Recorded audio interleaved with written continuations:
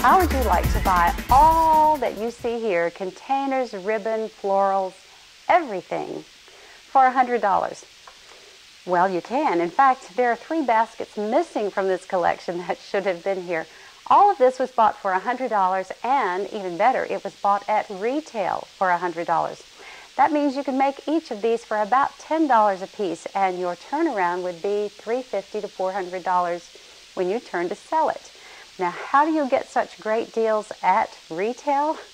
Well, let's talk about it. Baskets on the cheap. I really like that, especially when Christmas comes around. Now, how do you do that? Here's some tips about it. And I know some of you will say, well, you know, I should be buying wholesale. I shouldn't buy retail. Sometimes, even with an established business, there are times when you need just a little bit of this or that, or when you can buy things at retail at lower cost than you can buy wholesale. Now, for those of you just starting a business, sometimes it's almost impossible to buy wholesale. So you will particularly want to pay attention to some of these buying tricks. First of all, you want to buy off-season. And when Christmas is over, you're going to find me out at 6 a.m. going to all the retail places looking for wonderful bargains like this. Here's a plate for $10.99 that I was able to get for $1.99. I bought them all. And little plush.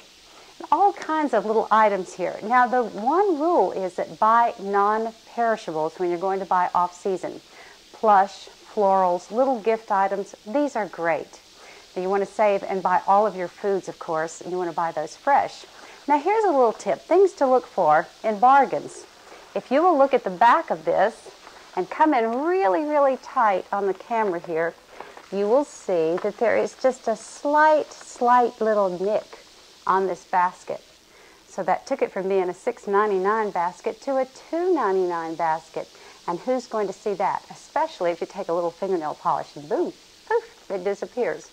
There's one little trick. Look for things that have a little slight damage that you can either hide, camouflage, or work with. Here's another example. Beautiful picnic basket, but it was missing one lid. But as a gift basket designer, what can you do with that?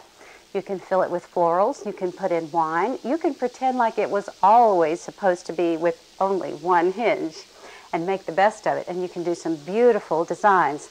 And again, something like this that might retail for $12, you might get for $2.99, $3.99.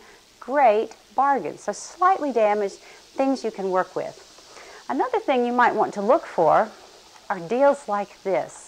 Now, here's a beautiful Christmas ornament that was originally $25. Now, at a closeout, I was able to get it for $3.99.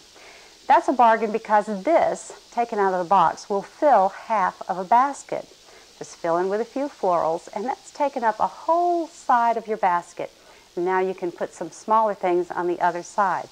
So those are some of the tips. One more is to look for tissues, look for ribbon, because anytime you have a little bit of opening, you only have a few products and you want to fill some space, fill it in with some layered colors of tissue paper, or in this case, another little bargain.